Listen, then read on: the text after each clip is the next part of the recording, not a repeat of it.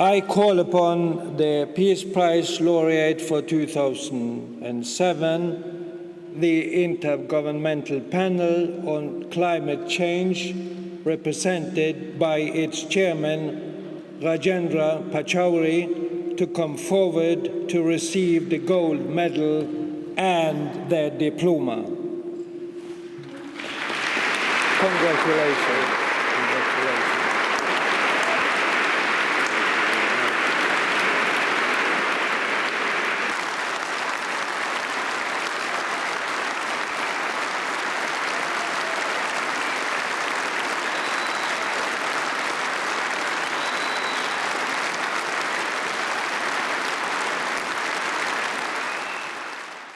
We have set up a trust, and we have set up a system by which that trust will be administered, and we'll also ensure that we get more money from other sources. So I think the Nobel Prize money is essentially a catalyst, a beginning, a seed fund that will help us develop a much larger level of activity. I believe we have very limited time to take action. I also believe that this is a moment when people are listening, and therefore if you give them the facts, you give them the science, it would hopefully lead to the right decisions.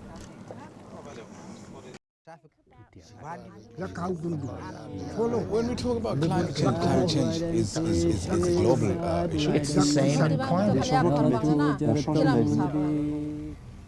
I'm 22 years old, and most of those years have been spent outside of my country, which is Bangladesh. I've lived here for only the last 6 years.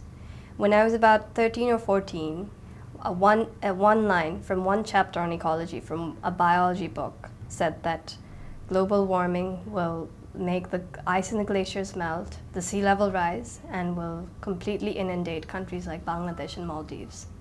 At that time, it seemed more of a joke that, the country that I could fly back to any time was going to be gone. It seemed something in the distant future that me or the next generation would not see, maybe 2 generations later. But in the last 6 years, living here in Bangladesh, 4.5 of which I've worked as a journalist, I've seen that this is something that has been grossly underrated. This is something that has already caused such drastic changes in people's lives.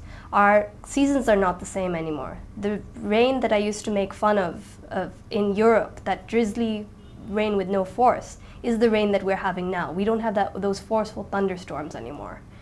It's become irregular. You don't know when the season starts and when the season stops. This is affecting the agriculture. This is affecting the crops. We had a rice crisis the last year because of these difficulties.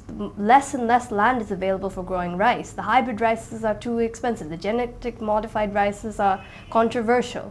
The people who used to farm dry land crops are shifting to shrimp farming. The shrimp farming chemicals are destroying the environment even further. It's a vicious cycle that people can't get out of. People are moving, and this is something that many people have said, that we have had the biggest rural to urban migration to Dhaka, the capital of Bangladesh, in the last few years than has ever been recorded.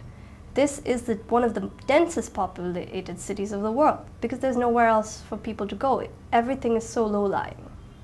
So this is not something that we can say that, oh, we'll have to make plans for the future. This is something that we need to act for right now because people are losing their lives, their livelihoods, everything that they've ever known.